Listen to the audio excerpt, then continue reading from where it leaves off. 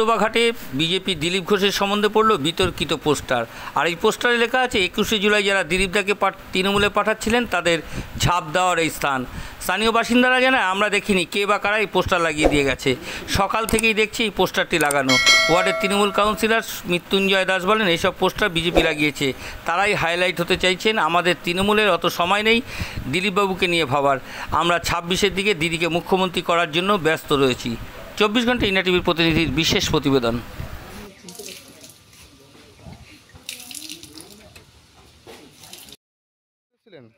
কখন এই এখানে যে একটা পোস্টার পড়েছে দিলীপ ঘোষের সম্বন্ধে লিখেছে, তো আপনারা দেখেছেন? হ্যাঁ দেখেছি। মানে কি সকাল থেকেই লাগানো ছিল নাকি? আমি তো এসে দেখলাম। আপনি এসে দেখেছেন? কে লাগিয়েছে না লাগিয়েছে আপনারা জানেন না, তাই তো? এরকম পোস্টার ছিল এখানে, তাই তো? কি এক জায়গায় রয়েছে না আরও রয়েছে এখানে? আচ্ছা, আপনার নাম? আমার নাম জয়ন্ত বিশ্বাস। আপনি এখানকারই বাসিন্দা?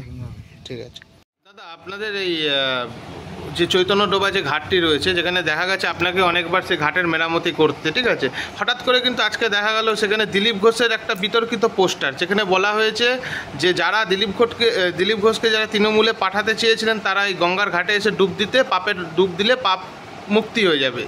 এসব কারা করছে? দেখুন, প্রথমে হচ্ছে এটা তো আমার দেওয়া উচিত, এটা টাউনের প্রেসিডেন্ট এই বাইক দেবে সবটা।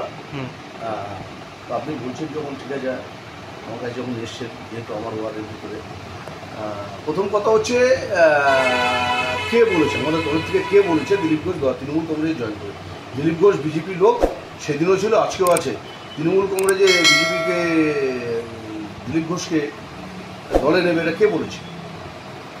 কে বলেছে? ওটা বিজেপির প্রচার। আর তৃণমূল কংগ্রেসে অত সময় নেই ওই দিলীপ ঘোষের মতো লোককে নিয়ে ভাবার মতো, ওই সমস্ত বিতর্কিত লোককে নিয়ে, বা তৃণমূল কংগ্রেসে এত সময় নেই।